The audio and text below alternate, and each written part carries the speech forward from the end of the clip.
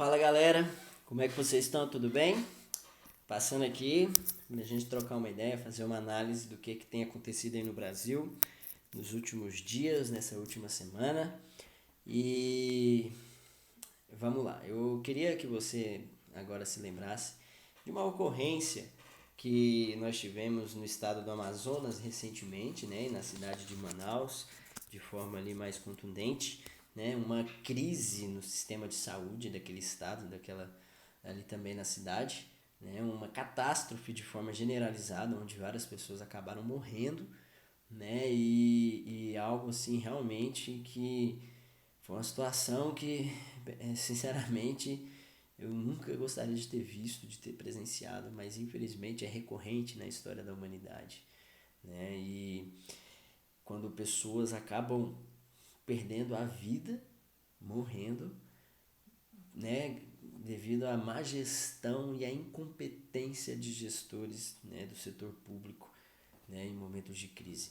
Quando a gente observa essa situação lá do Amazonas e de Manaus, o que a gente percebe? A gente percebe, né, que durante o ano de 2020, vamos fazer uma análise bem cronológica e profunda do negócio.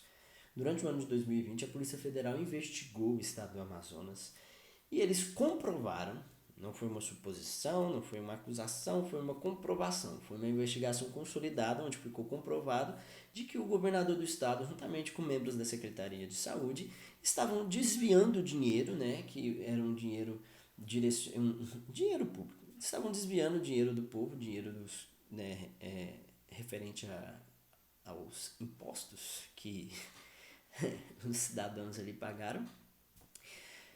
Estavam desviando dinheiro e o dinheiro exatamente direcionado para a área da saúde. O efeito que nós vimos foi exatamente que as áreas de onde o dinheiro foi desviado foram exatamente as áreas que colapsaram durante aquela crise que aconteceu. Por exemplo, nós vimos situações onde o governo do estado comprou respiradores, né, em lojas de vinho, não faz sentido, né, mas foi exatamente um dos centros, né, do colapso que aconteceu, que foi a falta de respiradores nos hospitais. Onde nós chegamos, né? Qual foi a consequência disso tudo? Nós tivemos governadores e prefeitos do Brasil inteiro, né, que, né, assim, realmente tiveram compaixão das pessoas que estavam ali e, né, pegaram os feridos ali, né, vamos falar, usar esse termo, mas pegaram os pacientes dos hospitais e espalharam pelo Brasil para poder conter o colapso que havia sido causado por ali, né? Eu sei que você se lembra disso, que o Bolsonaro, o presidente, né, o chefe do Poder Executivo do governo federal, ele foi muito atacado nessa época porque os seus opositores acabaram utilizando as suas falhas de gestão, os seus erros na gestão da crise, para poder, né, culpá-lo pela situação toda ali. Então pegaram a culpa, direcionaram ela e centralizaram ela na pessoa dele, né? E aí a gente viu o STF dando 48 horas para ele se justificar, aquela coisa toda.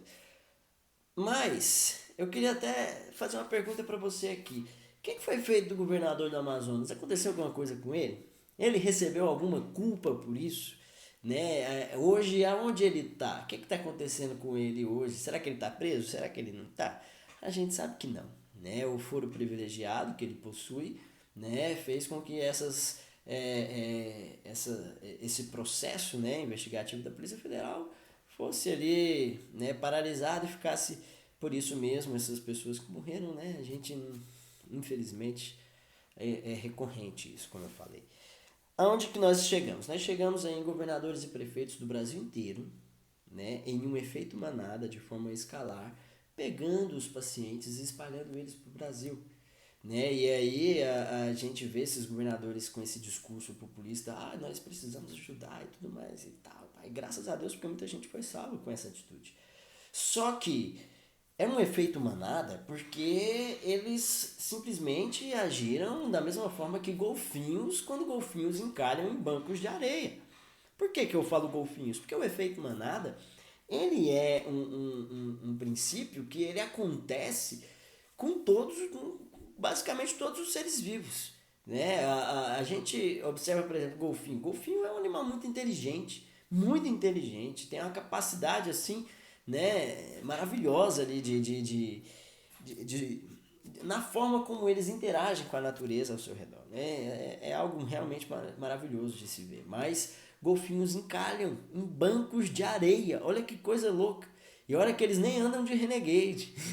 Mas por que golfinhos encalham em bancos de areia? Por conta da hierarquia que há entre eles. Assim como os seres humanos e vários outros grupos de animais na face da Terra, golfinhos também se organizam de maneira hierárquica.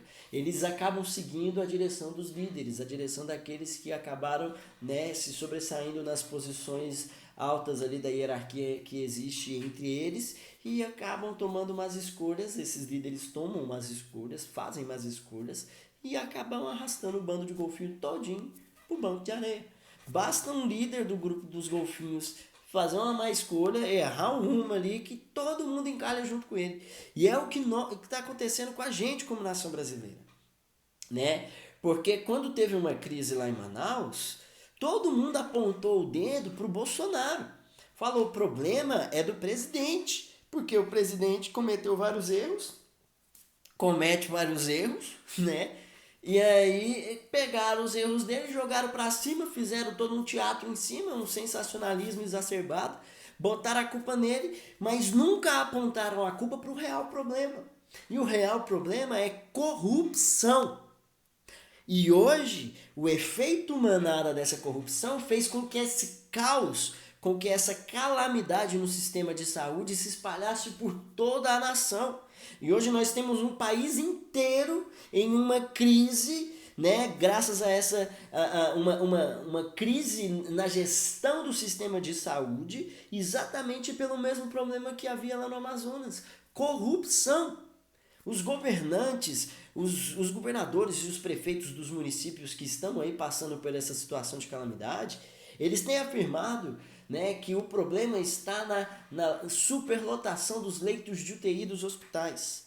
E aí quando você fala para eles, então por que não aumenta o leito de UTI? Por que vocês diminuíram os leitos de UTI no ano passado? Por que vocês fecharam hospitais de campanha no ano passado? Eles afirmam o seguinte, que a solução não é simplesmente abrir mais leitos de UTI. Olha que absurdo. O problema é a falta de leito. E a solução não é aumentar a quantidade de leitos. A solução é fechar o comércio.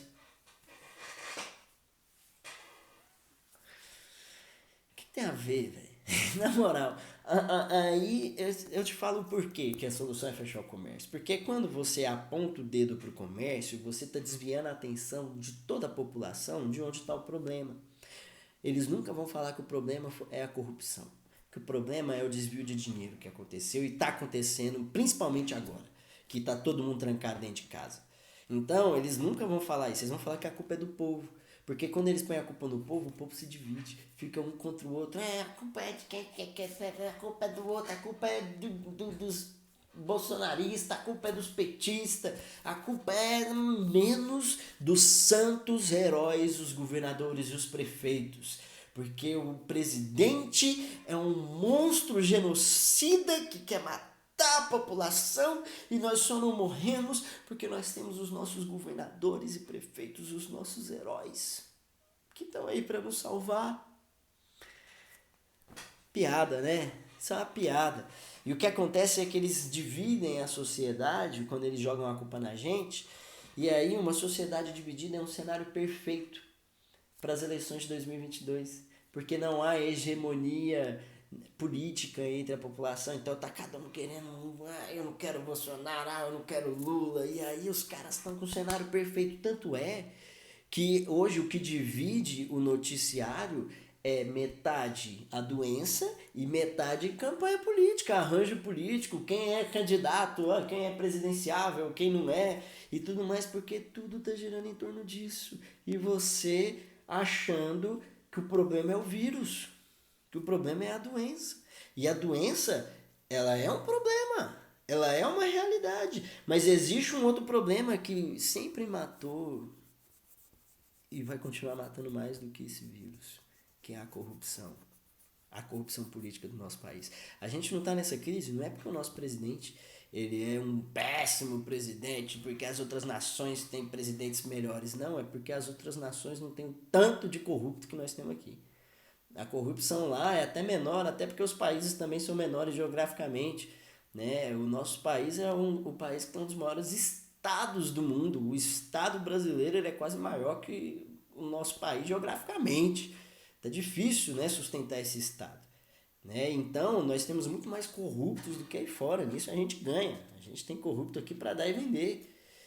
E aonde que isso tudo vai chegar? Você acreditando na conversa deles, você ficou desesperado de medo, viu o jornal, viu a situação, viu as reportagens com a classe médica desesperada, né? Os profissionais da área da saúde em depressão, com tendência suicida, o povo ficando louco. E aí o que você fez? No desespero, você negociou sua liberdade e nem percebeu.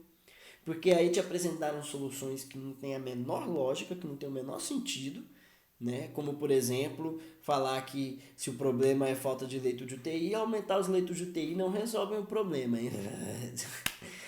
Então, aí qual que é o problema? É fechar comércio. No desespero, você está negociando todas as suas liberdades. Você está negociando o seu direito de vir. Você está negociando sua liberdade de expressão. Você está negociando sua liberdade de crença, sua liberdade de culto.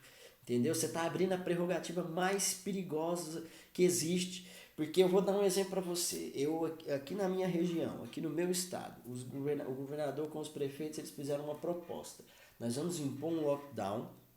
Um lockdown, assim, é um modo de falar. Vamos impor medidas mais restritivas, fechar toda a atividade que nós não consideramos essenciais por 7 dias. É um sacrifício pequeno, olha o discurso, é um sacrifício pequeno em prol de um benefício maior que são as vidas, sabe? Economia depois a gente vê, são só 7 dias para você ficar em casa, a gente reduzir a lotação das UTIs, reduzir a contaminação entre o povo e depois a gente abre. A gente tem que se unir. O foco são as vidas. E aí, meu querido, passaram-se 7 dias e a situação ficou pior ainda. Aí eles aumentaram para mais 7. E agora está em uma conversa de que dia 15 vai entrar em essas medidas no Brasil inteiro. Aí a pergunta que eu te faço é a seguinte: essa medida, se ela não funcionou, né? Se a medida que eles anunciaram e fizeram, se ela não funcionou, ela foi mal pensada, ela foi mal planejada, né? Vamos falar assim que eles fizeram isso, né, por burrice, ou eles mentiram? Foi mentira ou foi burrice? Qual que você acha? Foi mal planejado ou foi mal intencionado? Né? É uma pergunta, eu não estou afirmando, eu estou fazendo uma pergunta. Né? Porque só quero saber a resposta dessa pergunta. Porque, vou ser sincero, todo mundo quer atravessar essa tempestade. A doença é real, sabe? A crise econômica também é real. Nós estamos no meio de uma tempestade. Só que nós queremos atravessar essa tempestade juntos, sabe? Sem sermos obrigados a ver o Estado definindo arbitrariamente quem pode ser considerado descartável no caminho, sabe? O que nós não queremos é ver o Estado determinando quem é essencial e quem não é nessa tempestade. Sabe, é como se nós estivéssemos em um barco no meio de uma tempestade e aí o Estado afirmasse o seguinte: não, para chegar do outro lado a gente vai ter que jogar algumas pessoas na água. Quem? Não, deixa que a gente decide quem é essencial e quem não é. E começar a jogar. Joga seus familiares, joga suas empresas, vai jogando na água, entendeu? Enquanto eles estão no camarote, entendeu? Enquanto eles estão lá comendo filé mignon e lagosta, meu irmão. Enquanto você está aí passando fome e vendo tudo que você sonhou, que você construiu, ser destruído. Então, nós queremos atravessar isso juntos, porque se nós não tivermos a capacidade de pôr em prática o que o hino nacional da nossa nação diz, que ele diz o quê? Verás que um filho teu não foge à luta. Né? Se a gente não tem mais peito para cantar que se o penhor dessa igualdade nós conseguimos conquistar com o braço forte e que em teu seio, ó liberdade, nós desafiamos o nosso próprio peito diante da morte. Se a gente perdeu a capacidade de cantar isso, meus queridos, é porque o Brasil já morreu. E o Brasil, o que forma uma nação é o povo. E se o povo já desistiu desse hino aqui, parou de declarar isso diante das duras tempestades e das crises que vem por aí, talvez é porque a nação já morreu e a gente se esqueceu. Só que eu creio no poder da ressurreição que vem de Jesus Cristo. E eu creio na manifestação dos filhos de Deus que vão mudar esse cenário. Em nome de Jesus. Amém?